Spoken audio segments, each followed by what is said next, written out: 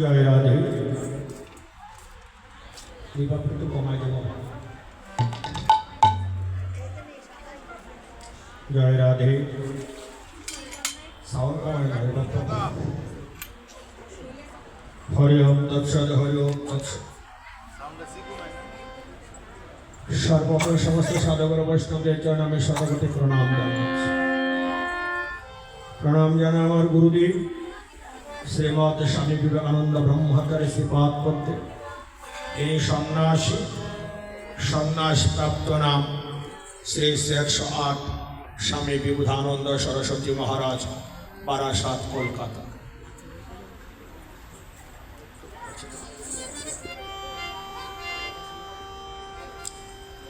আজকের মায়ের সারদা দেবীর মায়ের জন্মতিথি, তাই তো উপলক্ষে আয়োজিত বাৎসরিক এই অনুষ্ঠানে আজকে রামায়ণে আমরা পিতা পুত্রের পরিচয় পালনে আলোচনা করছি। আপনারা সবাইকে ধৈর্য সহকারে শ্রবণ করবেন।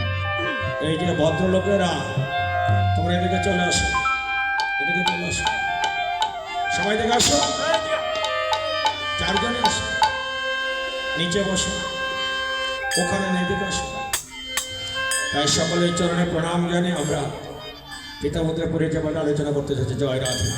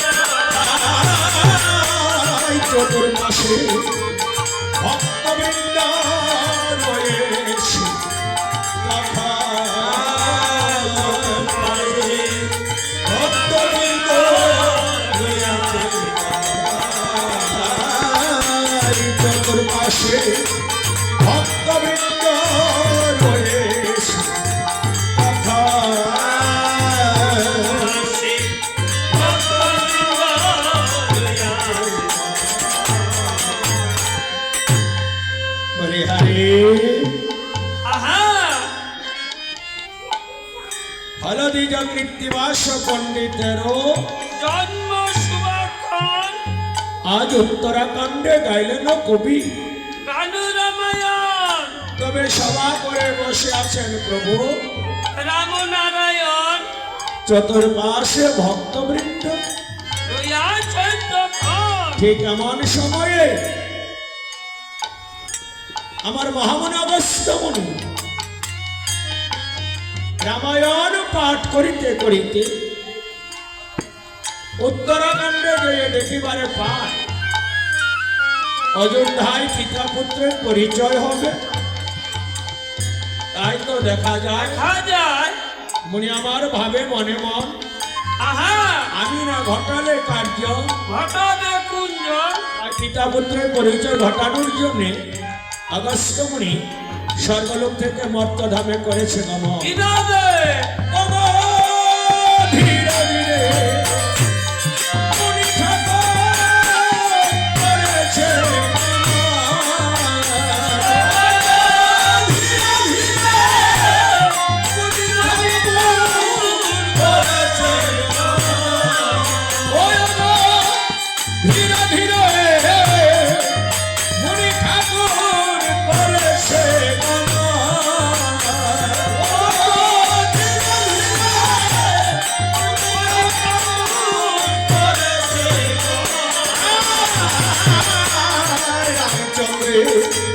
সভায় এসে দিচ্ছে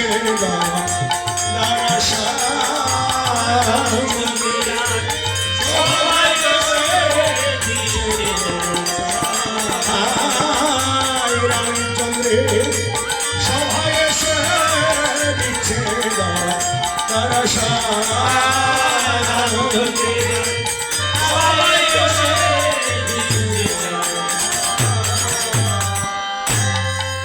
ধীরে ধীরে মণি ঠাকুর করেছে গমন রামচন্দ্রের সময় এসে মণি ঠাকুর দিচ্ছেন দর্শন যেই মাত্র রামচন্দ্র মণি ঠাকুরকে দেখিল আহা বাদ্য অর্ঘ্য মণি ঠাকুরে চরণ বন্দিল চরণবন্ধে বসছিল সুবর্ণের আসন। আসন আমার সময় মণি বলছে হে রাম আগে বাবা আমি তোমার ওখানে বসতে আসি নাই। তাহলে কি দাঁড়ায় থাকতে আরে আসছে দাঁড়ায় থাকতে আসি নাই, তাহলে আমি তোমার ওখানে বসতে পারবো না তো, কেন কারণ এই জায়গাটা পাপিষ্টা হয়েছে। আপনি জানলেন কি করে জায়গা খারাপ না হইতো তারা ফ্যাশনে বসে জায়গা সামনে চেয়ার করে। ও ঠিক আছে। যদি এই জায়গাটা খারাপই না হতো খালি তারা ভবিষ্যতে জায়গার সামনে বলে অসুবিধাটা কি, অবশ্য জায়গাটা কোনো দোষ আছে আছে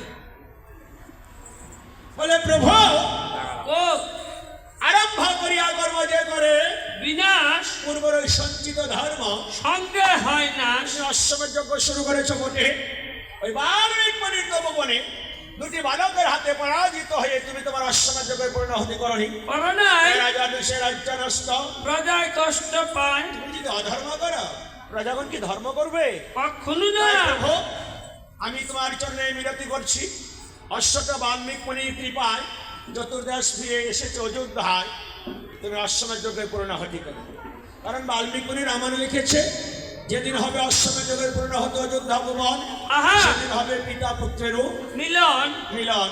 তাই মুনির সংকেত বুঝে আমার প্রভু রাম তিন ভাইকে ডেকে নেই, মুনির সম্মতির কথা জানিয়ে নিজ হস্তে নিমন্ত্রণ পত্র লিখে সুমন্ত্রকে ডেকে ডেকে বলছে বাবা সুমন্ত্র হ্যাঁ মোর প্রাণে চাও অদ্য দিবস থাকিতে থাকিতে তুমি স্বর্গ মর্ত পাতাল এই ত্রিভুবন নিমন্ত্রণ করে আসো।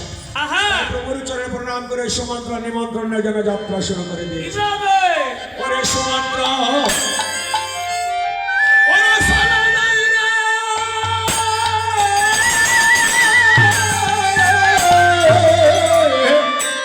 ওরে যাত্রা কালে মধুর রাম নাম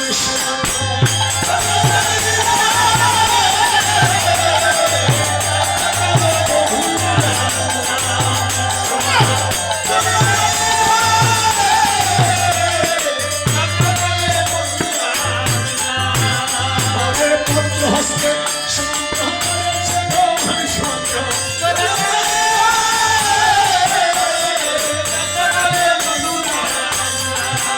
ওরে পুত্র হস্তে সুমন্ত্র করেছে গোহান সুমন্ত্র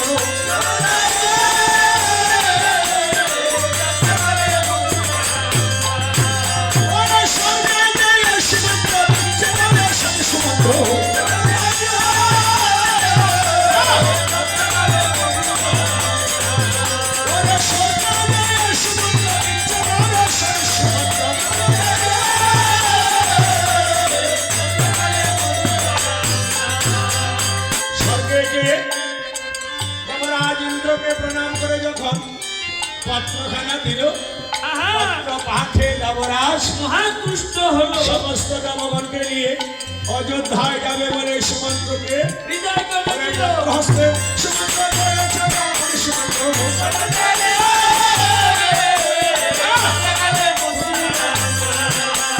পুত্র হস্তে সুমন্ত্র করেছে রাবণ সুমন্ত্র।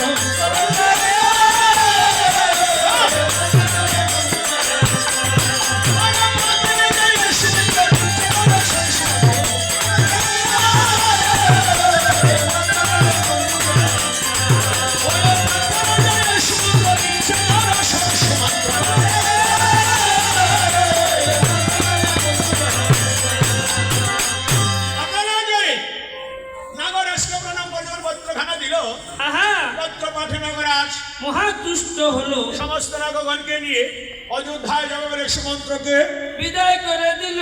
পত্র হস্তে সুমন্ত্র করেছে গমন।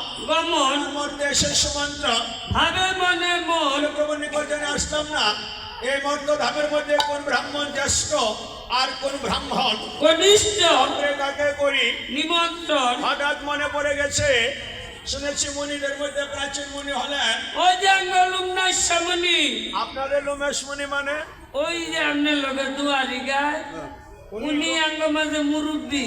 উনি লোমেশ মুনি। হ্যাঁ, কি করে বুঝলেন? এই যে হ্যাঁ কব হয়েছে, হ্যাঁ আর মরে না। কি কইছেন? এই যে হ্যাঁ হয়েছে, হ্যাঁ আর মরে না। হেই! মরলে কে মানব আছে নাকি? এই ইদিরা ধরে না, ওই যে দেখেন না বান্দর আবার হাসটা একটা মিশে এক করে না করছে তিনি যেতে ওখানে গেলে কেন এদিকে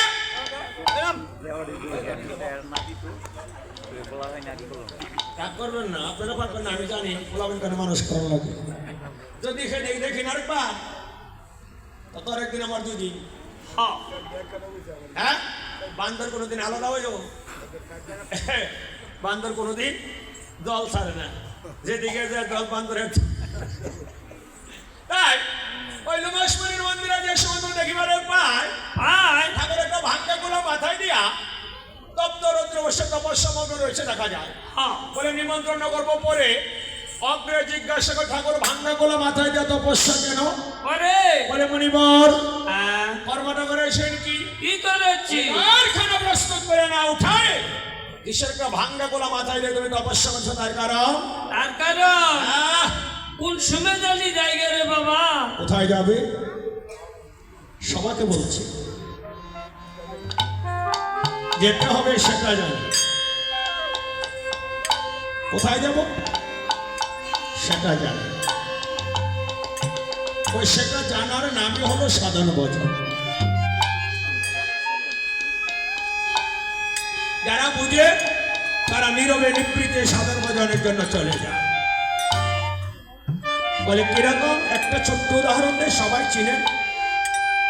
যেমন মোহিনী মহারাজজি, বর্তমানে ওনার যেখানে মন্দির, আসলে এই জায়গাটা ছিল মুসলমানদের কবরস্থান, যেখানে আমরা যেতে ভয় পাই। আর উনি সেখানে সাধন ভজন করেছিলেন। কেন? নীরবে নিবৃত্তে সাধন ভজন করো। এই যে যার যার দেহটা, এই দেহটাই একটা ক্ষেত্র। সেজন্য গীতায় ক্ষেত্র বিভাগে স্পষ্ট করে এই দেহটার মধ্যে কি কি আছে তিনি ব্যাখ্যা করেছে। দেহের মধ্যে মানুষের কিছু গুণ আছে, যে গুণগুলো মানবিক গুণাবলীর মধ্যে পড়ে যায়, যেগুলো তোমার সম্পদ। আবার মানুষের মধ্যে কিছু সম্পত্তি আছে যেগুলো আসরে, কিছু দেবত্বের, কিছু অসুরে। বলে অসুরের কোনগুলো? রাগ, হিংসা, মানে রিপুগুলো 6টা, এটা আসরে। আর জ্ঞান, বিবেক, বুদ্ধি, সাধন ভজন, এগুলো হলো দেবত্ব। মানুষকে দেবত্বে নিয়ে যায়, মানুষকে দেবত্বে নিয়ে যায়। ওই যে স্বামীজি যাকে নরম দত্ত বলছে, স্ত্রী বিবেকানন্দ, উনি তো মানুষ, তাহলে উনি কোথায় বসেছে? মা সারদা দেবী, ঠাকুর রামকৃষ্ণ, যে রাম সে কৃষ্ণ, আজকে তারা ওইখানে বসেছে মা, কারণ তারা দেবতার স্থান দখল করে ফেলেছে। মানুষ হয়ে দেবতা। লোকনাথ ব্রহ্মচারী, কুমিল্লা রাম ঠাকুর, তারা এমন কি জিনিস সাধন ভোজন করেছে যে তারা দেহের মধ্যে মানুষ হয়ে দেবত্বের স্থান লাভ করে ফেলেছে। এটা হলো গুরু সাধন ভোজন। আসতে পারে গুরুর যে মন্ত্র তোমার কানে দিয়েছে, সে মন্ত্রে সাধন ভজন করে সব পথে ভগবানকে পাওয়া যায়। ঠাকুর রামকৃষ্ণ পরমহংস তিনি 17টা ধর্ম গ্রহণ করেছেন, একটা দুটা ধর্ম না। তিনি মুসলমানও হয়েছিলেন, তিনি জৈন হয়েছিলেন, তিনি খ্রিস্টান হয়েছিলেন। সব পথে তিনি সাধন ভজন করে যখন তিনি দেখলেন সব পথে পরম আরাধ্য ভগবানকে পাওয়া যায়, তখন তিনি লিখেছিলেন যত মত তত পথ। তাই মা, তুমি যে পথে আছো সে পথে সন্ধান করো, কিন্তু সব পথ এক জায়গায় একদিন হয়ে যাবে এক পথ, সেটা হলো মৃত্যু নামক পথ। সেই সাধন ভজন না থাকলে তোমার জীবনে ওই যে ভাঙ্গা গোলা মাথায় দিয়েছে, ভাঙ্গা গোলা শব্দটার অর্থ হলো মূল্যহীন বস্তু। আমরা বাংলা ব্যাকরণে পড়েছি, ভাঙ্গা গোলা মানে ছাই ফেলতে, ভাঙ্গা গোলা অর্থাৎ যে মানুষের জীবনে সাধন ভজন নাই, সে মানুষের জীবনের কোনো দাম নাই। তাই সাধন ভজন করার জন্য এই দেহটা দিয়েছি। এই দেহর মধ্যে কি কি আছে বাবু গানে গানে বলছে, ওরে কোন বারঙ্গি তোরে বাজেন না, বাড়িয়াছ ঘর খানি নিসাদু নিরার মাঝে গোসাইজি কোন বারঙ্গি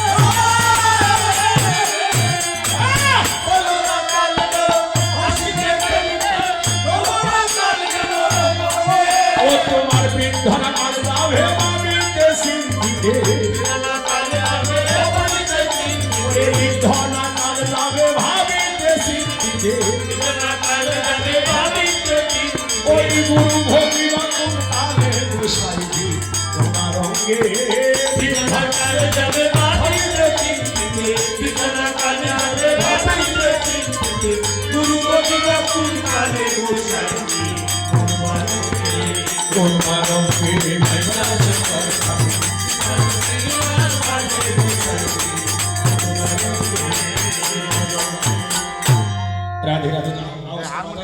আসেনি হারমোনি সাউন্ড তো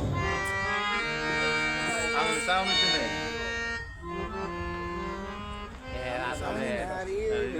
হ্যালো এটা বারবে বাবা এটা যাচ্ছে না কেন 3 নম্বর তো বারবার বলছি আরে সুমন্ত্রা ওসব কথা দিয়ে তো লাভ নেই আসলি কোথা থেকে রে নরসিংদী থেকে আর ওটা ভালার কথা ক অযোধ্যা থেকে অযোধ্যা থেকে দেখছে আমি কোথা থেকে বাড়ি কথা কয় আমি তো হ্যাঁ? বাড়ি জিগাইছি এই অযোধ্যা থেকে কেন রে নিমন্ত্রণ করিতে কিসের নিমন্ত্রণ রাধে পত্রখানা পাঠ করে দেখুন পাঠ করে দেখিবারে পান তপবনে 60,000 ব্রাহ্মণকে প্রভু রামচন্দ্র অশ্বমে যুগে নিমন্ত্রণ পত্র পাঠিয়েছে দেখা যায় আহা বলে সুমন্ত্র আসতে হ্যাঁ, তুই পৃথক কেন করবে এই তপবনে ব্রাহ্মণ আহা আমি যুগ বলে করবো সকলকে নিমন্ত্রণ তুই অন্যত্র কর গমন সুমন্ত্র বলছে ঠাকুর হ্যাঁ, কেউ বাদ থাকবে না তো না সবাইকে বলবো আচ্ছা শুনি কারে কারে বলবেন প্রথম বলবে খুলিওয়ালাকে কারে খুলিওয়ালা মানে কি অগ্রগণী ব্রাহ্মণ নাকি না আঙ্গ মাঝে হাই ওই বেডক বেডক মানে মানে বেচুরা বাইঙ্গা না করে বুঝবো কেমনি মানে আর কোনো গতি করতে না কি গতি করতেছিস হ্যাঁ আইজ ওই খালি কই দে শেষ মানে এনো বিয়া শাদি করাইতে পারে না। রাম রাম রাম রাম রাম আমি মনে করছি কি হ্যাঁ কি আইডি খালি ক কই দে এ কথা করে বিয়ে হইব না যাকে তুই শোনাস না করবে হ্যাঁ হ্যাঁ তাহলে তারপরে কারে বলবেন তারপরে বলবে কেরতালিকে এর কাতালি আঙ্গ মাঝে সবচেয়ে বড় মানুষ উনি এই জন্য সম্মান করলেন হ্যাঁ তারপরে কারে বলবেন তারপরে বলবে আহ! এই গুরু তোলারে তোলা মানে তাহলে বাজায় বাসি একুশায় গুরুত না করলে বাসি বাজবো ও তারপরে কারে বলবেন তারপরে বলবে সারমিনুলারে দেখেন না যেমন শীতে মরে যেতেছে না ভাই কোনো ডকুই করতে হ্যাঁ, না না না বাঁচতে না বেশি কীর্তন মনে শেষ করে লাগবে হ্যাঁ জয় রাধে তাই চোদ্দ সমান্তর মানে মানে ভাবে ব্রাহ্মণের নিমন্ত্রণ যখন ব্রাহ্মণদের হাতে চলে গেছে 2 জন বাদ থাকলে আমাদের কোনো অসুবিধা নাই এদিকে হনুমান প্রভুর চরণে প্রণাম করে বলেছিল প্রভু হ্যাঁ, আমি বনের পশু বলে কি যজ্ঞে কোনো আমার অধিকার নেই বলো হনুমান হ্যাঁ, তুমি যে আমার 3 জন বন্ধুকে নিমন্ত্রণ করো হনুমান এক লম্ফতে বলেছে লঙ্কাপুরে আহা, নিমন্ত্রণ করেছে রাক্ষসরাজ বিভীষণ সহ সমস্ত রাক্ষসগণকে আরেক লম্ফতে বলেছে হনুমান কিষ্কিন্ধা নগরে আহা, নিমন্ত্রণ করেছে বানর রাজ সুগ্রীব সহ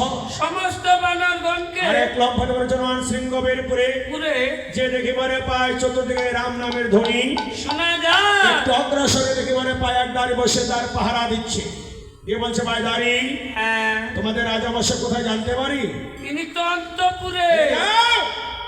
যে বল আমি হনুমান অযোধ্যা থেকে যজ্ঞের নিমন্ত্রণ নিয়ে এসেছি আহা, এক ভক্ত যদি আরেকজন ভক্তের আগমন বার্তা শোনে সেই ভক্ত ওই ভক্তকে আনার জন্য একটু সামনে অগ্রসর হয়ে যায় আর হনুমানের আগমন বার্তা শুনে গোবর্ধন ওই রাজঘাটের সামনে যেয়ে দুহাতে বাড়ি হনুমানকে বুকে জড়িয়ে ধরেছে কেমন ভক্ত হনুমানের মতো পরম ভক্ত আমরা যত শাস্ত্র পাঠ করেছি একজনকে দেখি মানে কেমন ভক্ত যে রাম সীতার যুগলমূর্তি হনুমান তার ভক্ষে ধারণ করে রেখেছিলেন যদিও রাম সীতাকে বনে নিয়েছিলেন কিন্তু ভক্ত কত বড় শক্তিমান হলে ছেড়ে দেওয়া সীতাকেও রামের পাশে বসায় রাখতে পারে আহা, রাম সীতাকে ত্যাগ করেছে আর হনুমান রাম সীতার যুগল মূর্তি হৃদয়ে বসিয়ে রেখেছে আর এত বড় ভক্ত আর কোথাও আমরা দেখি না। আর গোবর্ধন কেমন ভক্ত, প্রভু রাম যেদিন 14 বৎসরের জন্য বনে গিয়েছিলেন, প্রথম রাত্রটা তিনি যে রাজ্যে কাটিয়েছিলেন সে নিষাদ রাজ্য, যাকে গোবর্ধনের রাজত্ব বলা হয়। এবং বনে যাওয়া যিনি প্রথম দিন আহার করেছিলেন, সে আহারটাও দিয়েছিলেন নিষাদরাজ গোবর্ধন। কারণ বনে গেলে কোনো অন্নদানা গ্রহণ করা যাবে না, তাই ফলমূল যিনি দিয়েছিলেন তিনি হলেন নিষাদরাজ গোবর্ধন।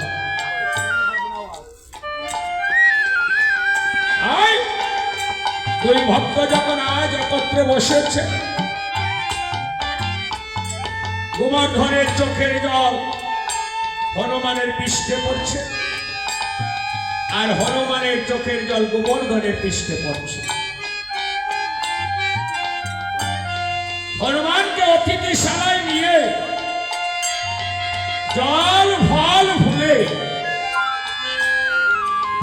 সেবা দিয়ে বলেছিল, হনুমান কেমন আছেন আমার প্রভু ভগবান শ্রীরাম? হনুমান বলেছিল, মহারাজ তুমি বড় ভাগ্যবান। বলে কেন? যে প্রভু রাম তোমাকে বন্ধু বলে আলিঙ্গন করে। রাধে কত জনম সাধন ভজন করেছ? বলে না, আমি কোন সাধন ভজনই করি। কেন প্রভু রাম বন্ধু বলে জানিস কেন? আমার পিতার আশীর্বাদ।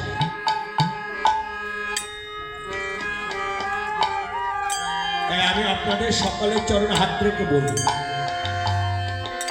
যদি আপনার সন্তানকে আশীর্বাদ করতে হয়, এই আশীর্বাদ করিবে তারা যেন মানুষ হয়, বেঁচে থাকো, দীর্ঘজীবী হও, এগুলো তো বাহ্যিক কথা।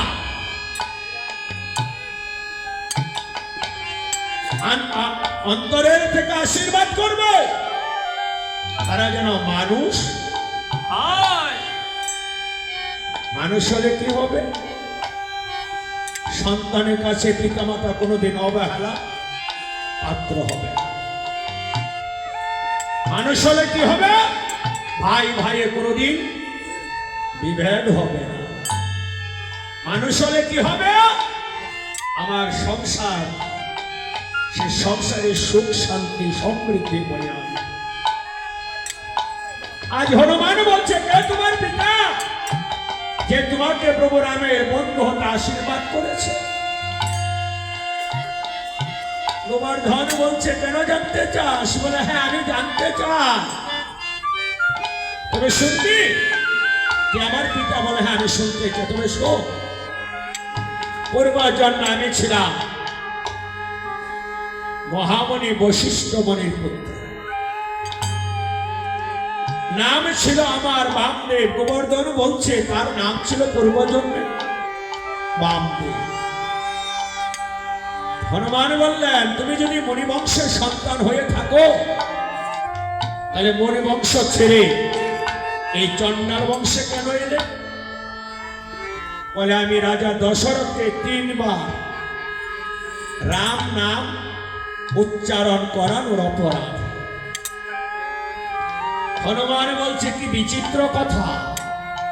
আমরা সবাই জানি রাম নামে সবাই মুক্তি পাবে, আর তুমি বলছো 3 বার রাম নাম উচ্চারণ করানোর অপরাধে। বলে হ্যাঁ। কেন করিয়েছিলে? তুমি কি সম্পূর্ণ ঘটনাটা আমাকে বলতে পারো? শুনতে চাস হনুমান? বলে হ্যাঁ, আমি শুনতে চাই। তবে শোন, যখন রাজা দশরথ রাজপুত্র ছিলেন তখন রাজা হননি। একদিন গিয়েছিলেন বনের মধ্যে হরিণ শিকার করতে। সকাল থেকে দুপুর পর্যন্ত দশরথ হরিণের সন্ধান পাই। ঠিক সেই সময়ে সিন্ধু নামে এক সন্তান যার মাও অন্ধ বাবাও অন্ধ অন্ধ, তাকে বলা হয় অন্ধমণির পুত্র সিন্ধুমণি। সেই সন্তান পিতা মাতার চরণ ছাড়া কোন দেবতার চরণ পূজা করে না। কেন করবে? তো প্রয়োজন আছে দেবতার। দেবতা দেবে ৩৩ কোটি দেবতা, মানে ৩৩ প্রকারের দেবতা। এই ৩৩ কোটি দেবতার মধ্যে বড় দেবতা কি? আমার সন্তানকে সে কথা জানিয়ে দেওয়া উচিত। বেদে বলেছে, বেদে পিতা স্বর্গ পিতা ধর্ম, পিতা হি পরমন্ত। সন্তানের স্বর্গ হলো পিতা, সন্তানের ধর্ম হলো পিতা। পিতা হি পরমন্ত, পিতরি পৃথিবাপন্নে প্রিয়ান্তে সর্বদেবতা। বাবা যদি সন্তানের সেবায় সন্তুষ্ট হয়, বিশ্বের সমস্ত দেবতাই সন্তুষ্ট হয়। আর মা জননী জন্মা ভূমিষ্ঠ স্বর্গাধপি গরিয়সী। মায়ের স্থান স্বর্গের ঊর্ধ্বে। হেন পিতামাতার চরণ সেবা করে না যে জন, তার হাতে কি ভগবানের সাধন ভজন হবে? কখনো না। শাস্ত্রে বলছে ইহ লোক পরলোক কোথাও তার শান্তি হবে। তাই সিন্ধুমণি অন্ধ বাবা মাকে নিয়ে রাজা দশরথ যে বনের মধ্যে হরিণ শিকার করে সে বনের মধ্য দিয়ে যাত্রা করছে। হঠাৎ করে সিন্ধুর বাবা মা সিন্ধুকে বলল, সিন্ধু সিন্ধু আহা কিছু বলবে? বলে হ্যাঁ, বড় পিপাসা পেয়েছে, একটু জল পান করা। মা বাবা যদি জল চায় জল দিবেন না, এমন কোন সন্তান এখানে আসেন বলে আমার মনে হয় না। অমনি শীতল একটি ছায়ার মধ্যে অন্ধ বাবা মাকে বসায়ে সিন্ধুমণি চেয়ে দেখে কলসিতে বিন্দু পরিমাণ জল নেই। তাই বলেছিল, বাবা মা একটু অপেক্ষা করো, আমি জল আনতে যাব আর আসব। অন্ধ বাবা মাকে বসায়ে সিন্ধুমণি যাত্রা করছে। এই সামান্য একটু দূরে যেয়ে সিন্ধুমণি চমকে উঠছে। হৃদয়ে এসে যেন কে বলছে, দাঁড়াও ভাই সিন্ধু, একটু দাঁড়াও, ফিরে তুমি তোমার পিতা মাতাকে দুই নয়ন ভরে দেখে নাও। কারণ এই দেখাই হলো তোমার জীবনের শেষ দেখা। আহা প্রতিটি সন্তান একদিন পিতা মাতাকে শেষবারের মতো দেখবে। সে দেখাটা বড় কঠিন হয়ে যায়। কারণ আমি আমার জন্মদাতা পিতাকে শেষবার দেখেছিলাম এই বছরে আষাঢ় মাসে 4 তারিখ।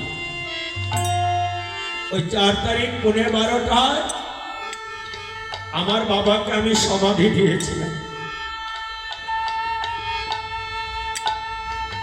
সবসময় বাবা আমাদেরকে শাসন করে রাখবে।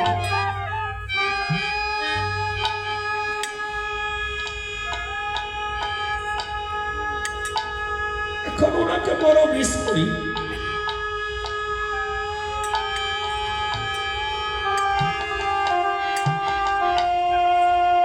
আর কোনদিন বাবা বলে ডাক দিব না তো।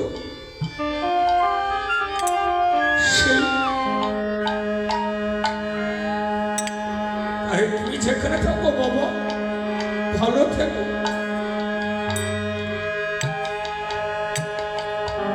আমাদেরকে আশীর্বাদ করো।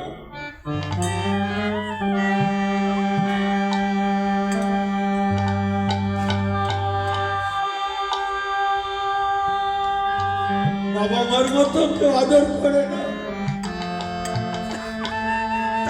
হয়তো একদিন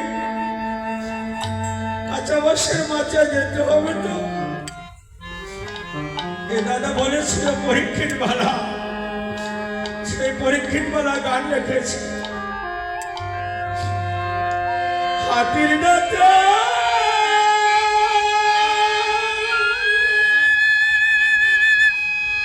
পলঙ্ক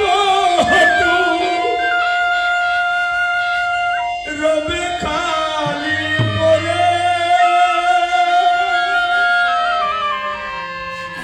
যাবে যেদিন শ্মশান ঘাটে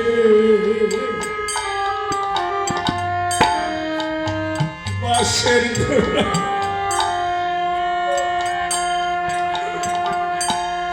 যাবে যেদিন শ্মশান ঘাটে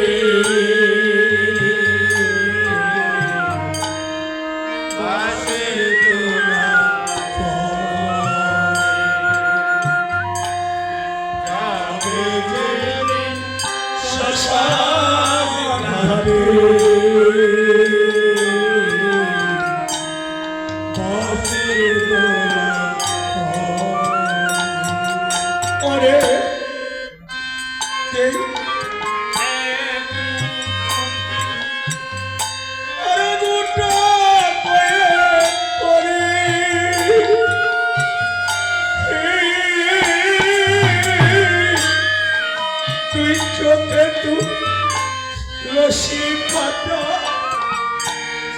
সঙ্গে মাটির হাড়ি বলে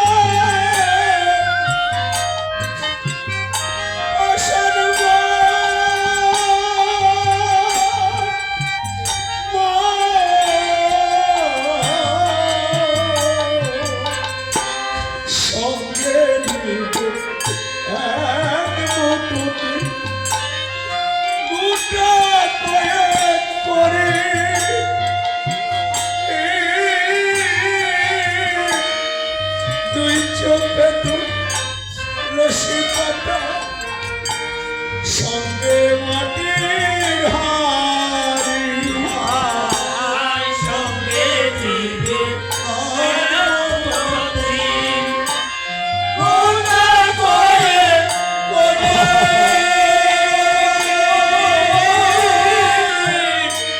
দুই চোখে তুলো রশি পাতা সঙ্গে মাটির হাড়ি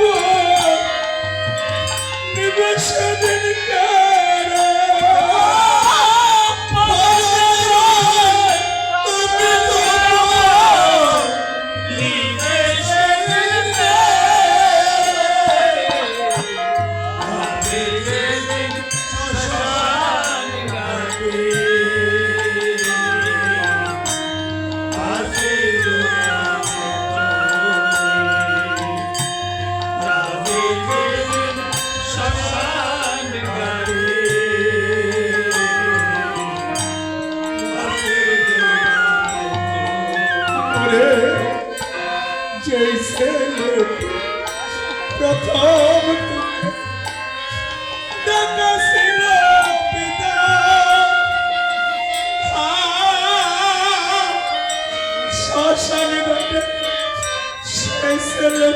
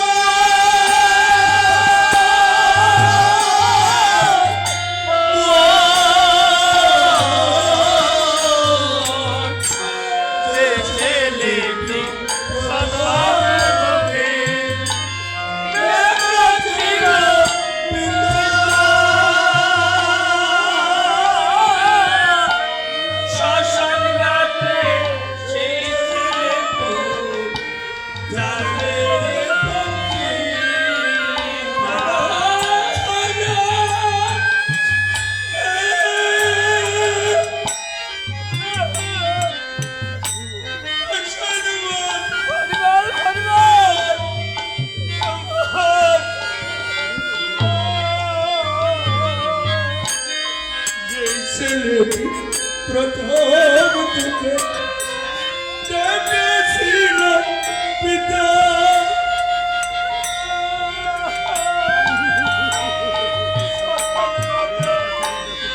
সেই ছেলেটি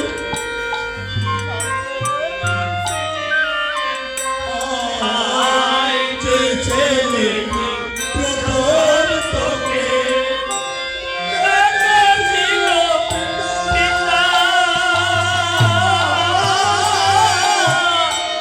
শ্মশান ঘাটে ছেড়ে তোর ঢালবে রে প্রতিমা। আরে পূর্বে রে তুই এই সদর দেহ কর্মরোগে পড়ে। পূর্বে রে তুই সদর দেহ কর্মরোগে পড়ে। পূর্বে রে তুই এই সদর দেহ কর্মরোগে পড়ে। পূর্বে রে তুই সদর দেহ কর্মরোগে পড়ে। জমি দেবী যাবে আছে দোলাতে যাবে দেবী যাবে আছে দোলাতে। দেখো মা, দাদাভাই বলতেছিল যে বাবা মা তো দুইজন চলে গেছে, বড় ভাইও চলে গেছে। যার সাথে জীবনে প্রথম দেখা হয়েছিল নারায়ণগঞ্জে কৃষ্ণবাবুর বাড়ি, উনিও চলে গেছে, ওনার স্ত্রীও চলে গেছে। দাদা বলতেছিল যে আমার সময় ধীরে ধীরে চলে যাচ্ছে, এটাই সত্য। ধীরে ধীরে বিদায় দিতে হবে। তাই স্বরাজ বিরাজে এই সন্তানদের পিতা মাতা যেখানে আছে, আমি প্রার্থনা করি ভগবান যেন তাদেরকে শ্রীরাম গোলক বৃন্দাবনে প্রভুর চরণে স্থান দেয়। এই দাদা অনেক অধিবাসের সফলতার সাথে যায়, ওনারও ভালোবাসার মানুষ। ওনার স্ত্রীকে উনি বিদায় দিয়েছে, এমন বিদায় একদিন আমারও দিতে হবে, তোমাকেও দিতে হবে। যদি আমি আগে মরি আমার স্ত্রী আমাকে বিদায় দেবে, আর যদি আমার স্ত্রী আমার আগে মরে আমাকে বিদায় দিতে হবে, কিন্তু বিদায় একদিন দিতে হবে। তাই সিন্ধু মনি তার মা বাবাকে প্রণাম করে একটু দূরে যে হাতের কলসিটা যখন জলের মধ্যে ডুবে দিয়েছে, কলসির জল ভরার আওয়াজ শুনে দশরথ মনে করেছিল বনের কোনো হরিণ বুঝি জল পান করছে। হরিণ মনে করে যখন শব্দবেদী বান ছেড়ে দিয়েছে, অমনি যে বান সিন্ধু মনির বুকের মধ্যে বেঁধেছে।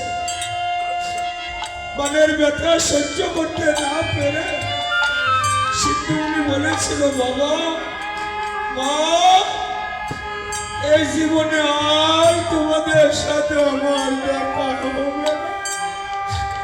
মাগো, ও মা,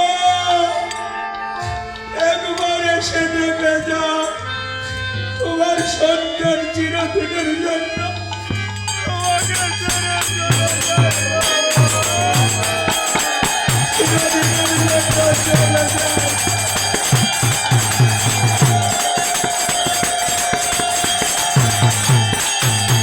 সিদ্ধুমণি মায়েদের বাবাকে উদ্দেশ্য করে বলছে, মরণে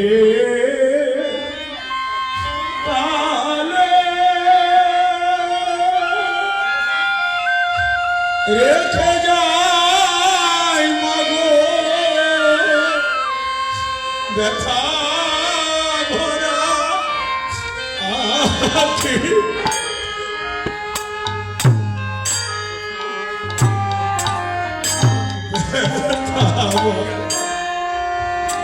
আখে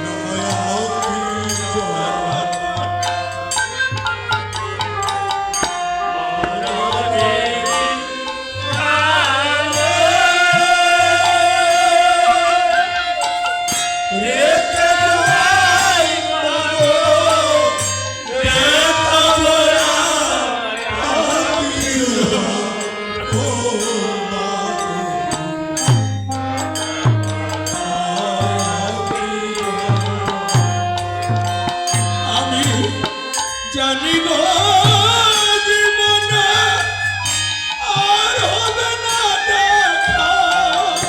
জানি গো আমি জানি গো জীবনে আর হবে না দেখা।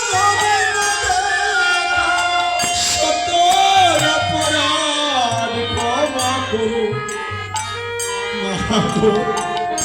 ব্যথা ভরা আখে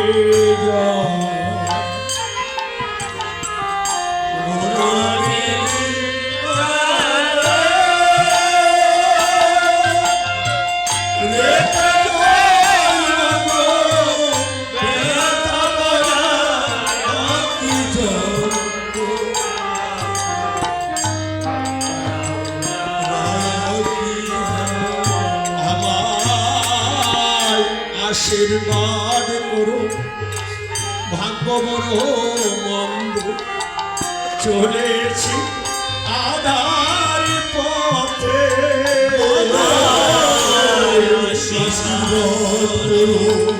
ভাগ্য বড় মন্দ, চলেছি আধার পথে। আশীর্বাদ করো, ভাগ্য বড় মন্দ, চলেছি আধার পথে।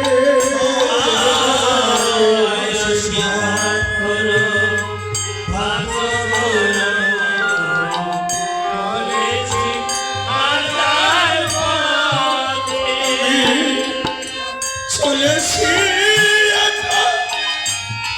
আর হবে না দেখা।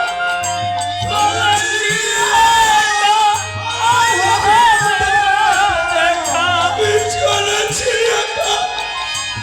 আর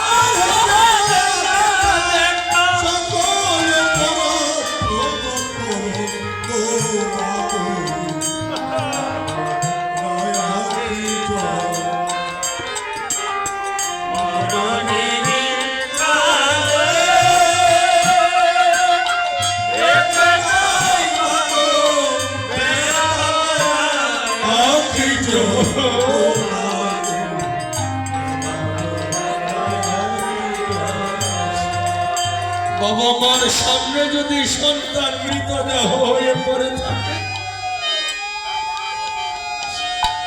কোন বাবা মা কি ধৈর্য ধারণ করতে পারবে?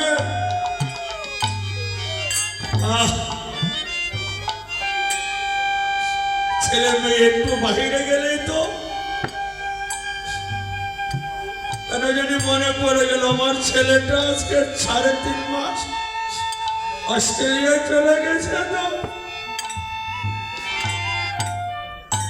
আমার কবে এসে আমার সাথে দেখা করবে আমি জানি না। সবাই একটু আশীর্বাদ করো, সে যেন মানুষ হয়।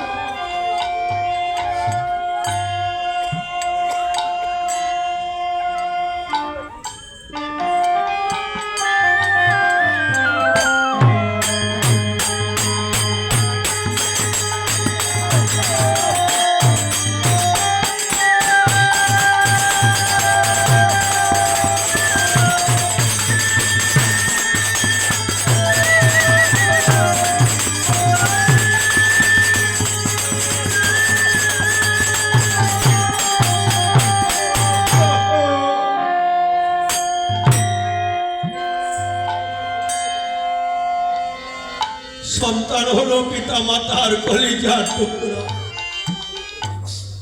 সিন্ধুমণি মা মা বাবা বাবা বলে চিৎকার করছে। রাজা দশরথ ভেবেছিল হরি যে দেখে সিন্ধুর বুকে বান বিঁধে গেছে। সিন্ধুর কথা অনুসারে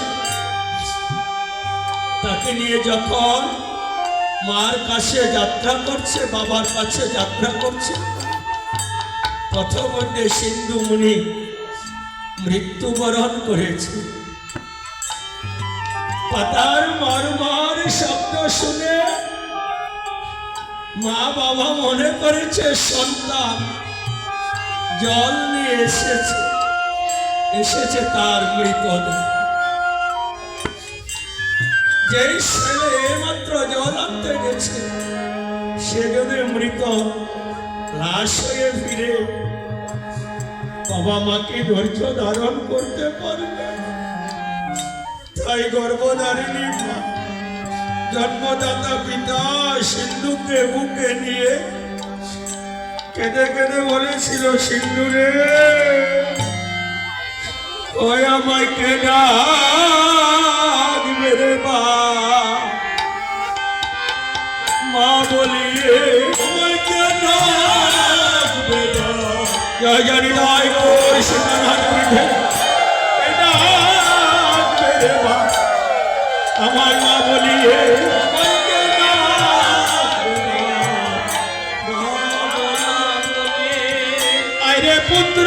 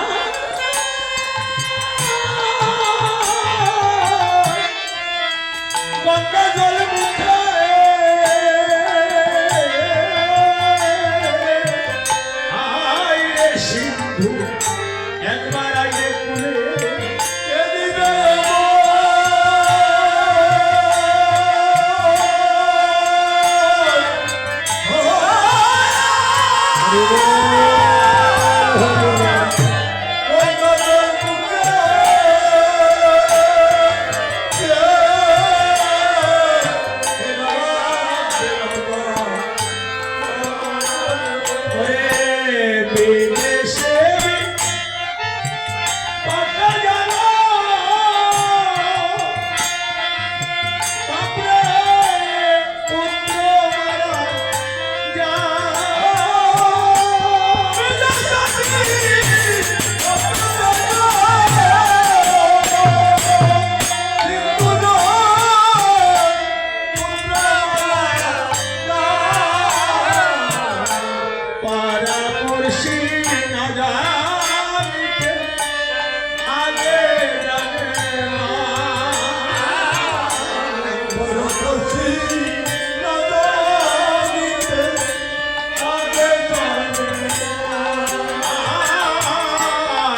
পশু পাখি না জানিতে আগে জানে মা পশু পাখি না জানিতে আগে জানে মা ওই আমার মাদিনে কেউ জানে না মাদিনে কেউ জানে না মাদিনে কেউ জানে না মাদিনে কেউ জানে না সীতার কি যন্ত্রণা আমার মাদিনে কেউ জানে না পুত্র সীতার কি যন্ত্রণা কেউ জানে না ওরে বাসে সিনে ওরে যন্ত্রণা সিন্দুরে পক্ষে সিনে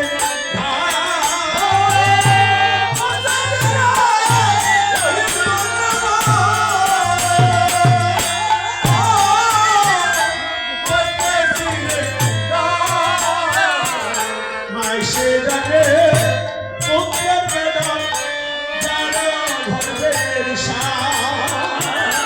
মাইসে জানে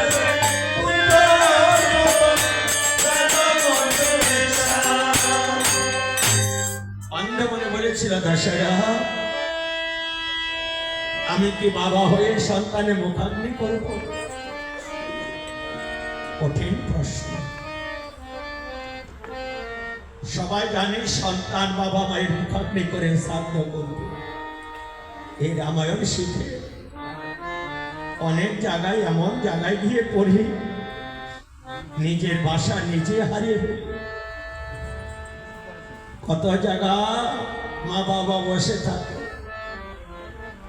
সন্তান ছবি হয়ে বসে থাকে বড়রা এক মায়ের 3টি পুত্র মার বয়স প্রায় 90 ওই 3টা ছেলে একটা একটা করে 3টে মরে গেছে আমি 3টা রামায়ণ কাহিনী 2টা গিয়েছি কিন্তু শেষের বার যখন গিয়ে জায়গায় কীর্তন করতে গেছি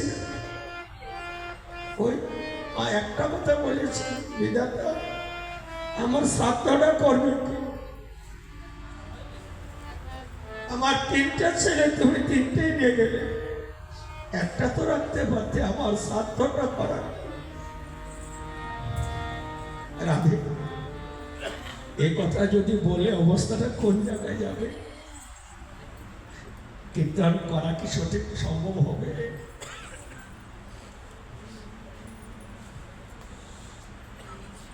না দশরথ আমি আমার সন্তানের মুখাগ্নি করব না কারণ আমি ব্রাহ্মণ আমি আমার সন্তানের কারণে এখন প্রাণ ত্যাগ করব আমরা স্বামী স্ত্রী দুইজনে মৃত্যুবরণ করব তোমার কোনো বিচারও করতে পারবো না তুমি দেখো রাজপুত্র কয়দিন পরে রাজা হবে তাই আমি অন্নমণি দশরথ তোমাকে সূত্র একটা অভিশাপ দিয়ে যাবো আজ যেমন আমার পুত্র সুখে প্রাণ যাচ্ছে একদিন তোমারও পুত্র সুখে প্রাণ যাবে সেদিন বুঝবে সন্তান কাকে বলে কিন্তু অবকাশ সন্তানগুলো কোনোদিন উপলব্ধি করে না বাবা মাঝে তাদের কত ভালোবাসে এই অভিশাপ রাধে তারা স্বামী স্ত্রী দুইজন মৃত্যুবরণ করে শ্রীরামগুলো বৃন্দাবনে যাত্রা করছে দশরথ হেন মৃত্যু দেখে 2 হাত তুলে হরিবল হরিবল হরে হরে করছে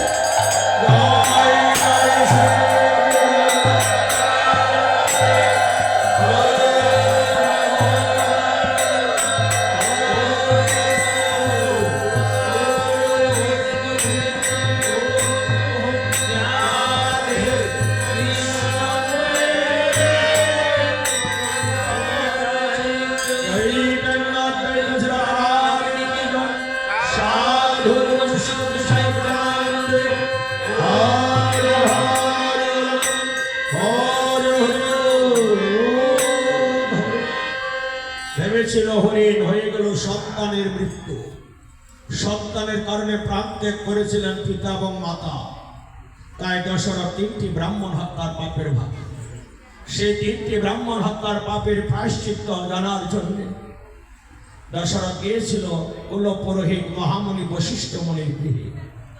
হনুমান সেদিন আমার পিতার অবর্তমানে আমি বলেছিলাম, তুমি যখন 3টি ব্রাহ্মণ হত্যা করেছ, তুমি 3 বার রাম নাম উচ্চারণ করে চলে যাও। ইহাতে আমার পিতা মহামুনি বশিষ্ঠ মুনি বলেছিল, রে কুলাঙ্গার, এক রাম নামে যত পাপ ভরে, জীবের কি সাধ্য আছে তত পাপ করে? তুই আমার প্রভু রাম নামকে হালকা করে দিলি, যেমন কর্ম তেমন ফল। আমি তোকে অভিশাপ দিলাম, তুই চন্ডাল বংশে যে জন্ম গ্রহণ কর। তাই রে হনুমান, পিতার অভিশাপে আজ আমি গোবর্ধন গুহক চন্ডাল। আমি বাবাকে বলেছিলাম, বাবা সামান্য একটু ভুলের কারণে আমাকে এত বড় অভিশাপ দিলে। তখন এই দিনে ধেনে দেখিবারে পায়, যাকে আমি রাম নামে মুক্তি দিলাম, সেই দশরথের ঘরে ভগবান শ্রী হরিনারায়ণ রাম লক্ষণ ভরত শত্রুঘ্ন একজন 4 অংশে করিবে জন্মগ্রহণ। তখন বলেছিল, বামদেব তুই বড় ভাগ্যবান রে। বলে, কেন পিতা? বলে, পরজন্মে তুই হবি গোবর্ধন গুহক চন্ডাল, আর আমার প্রভু হবে রাম। আমি তোর বাবা হয়ে তোকে আশীর্বাদ করি, প্রভু রাম যেন তোকে বন্ধু বলে দেয় আলিঙ্গন। তাই রে হনুমান, পিতার আশীর্বাদে প্রভু রাম আমাকে বন্ধু বলে। তিনি আরো বলেছিলেন, যেদিন আমার দেহতে অচল হয়ে যাবে, প্রভু রাম যেন শ্রী চরণ তলি দিয়ে আমাকে ভবনতে পার করে নিয়ে যায় শ্রীধাম গোলক বৃন্দাবন। জয় জয় শ্রী